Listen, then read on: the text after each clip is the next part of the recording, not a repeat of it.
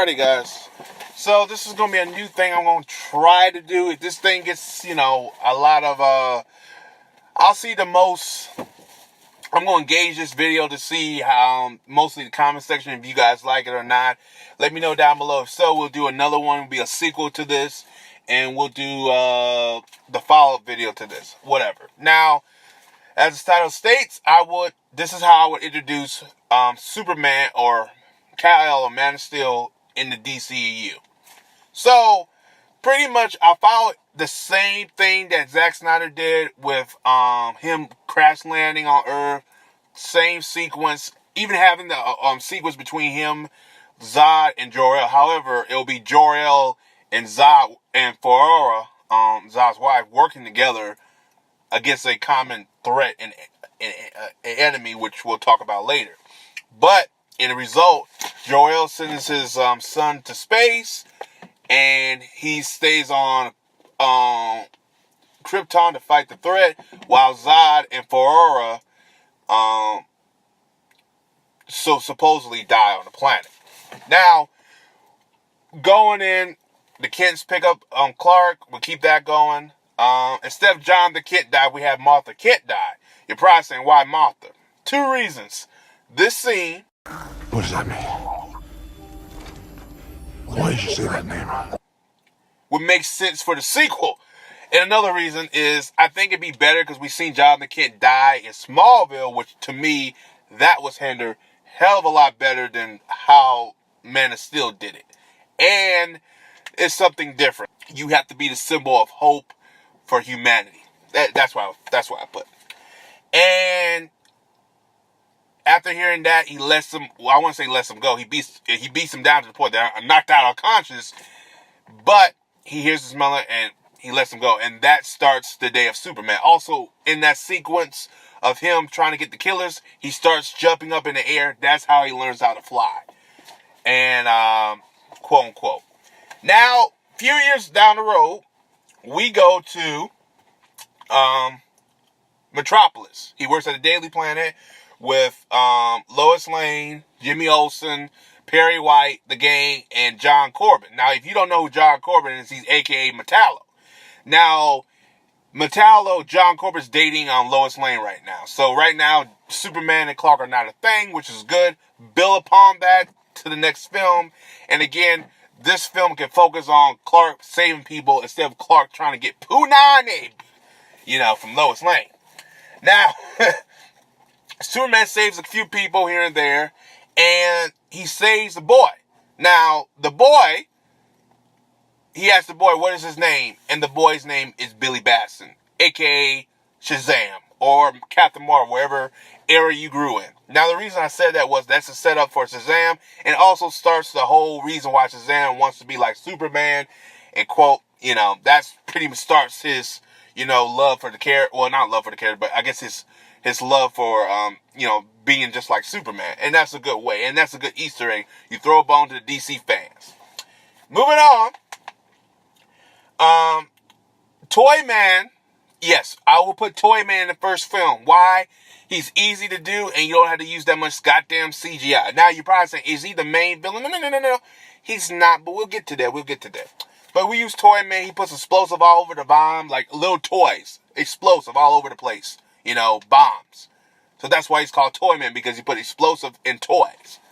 Quote unquote.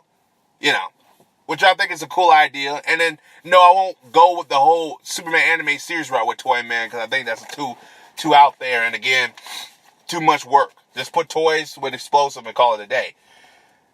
Then, during that fight with Toyman, he's saving the citizens of Metropolis and dealing with Toyman.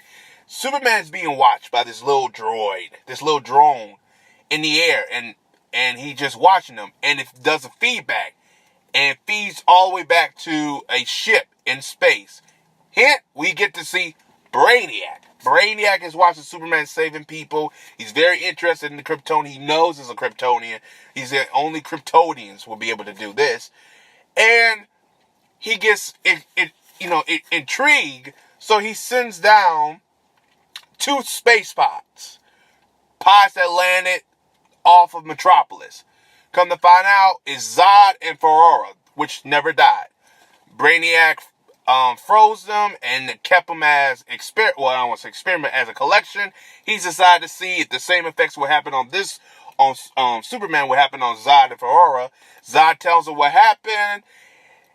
So Superman meets Zod. He tells him what happened. He meets Ferrara, and Zod is like, we can take over this damn planet. He's like, fuck these humans. So he's straight up like, you know, and he's like, fuck the humans. Like, fuck them. You know, we can rule the planet. Superman's like, no, we need to protect the planet. And they have beef. And hence the fight between Zod and Superman. Now you probably say, well, that defeats the purpose of the other one. You know, where in Man of Steel, he wanted to rule the planet too. Regardless, Zod is not going to be used anymore. I mean, that's the point. I'm just getting Zod out there to use, and we get to see Zod versus Superman a little bit in this way. Plus, I have plans for Zod down the road, but it's not no big plans. But I'm about to get to that. So they have a big fight. Superman beats him, and Zod tells him to kill him. Zod's like, well, excuse me. Superman's like, I won't kill you. So Zod takes out this kryptonite blade and stabs his damn self and says, well, fuck you, I'll do it myself. Because he said he would not get defeated by some farm boy. So, with that being done, that pretty much wraps up the film. However, I'm not done. So, Brainiac sends a transmission to Superman, says he's interested. He said he's coming to Earth. He said, I'll be coming to Earth, Kal-El, and I'll be looking for you. And Superman said, I'll be waiting for you. And during the fight with Zod, you know, he probably said, what happened to Ferrara, his wife? Well, Ferrara, she fights with Superman, but she escapes. Because I got plans for her, too, down the road. She will come back in a later film. So, Superman saves people. That's all that done. Now, for the Easter eggs, I want to wrap this up right now in the boat. The Easter eggs, I will have Bruce Wayne mentioned, but he's not going to be mentioned a lot. He's mentioned on TV. He's mentioned through through Daily Planets and stuff like to the Daily Planet.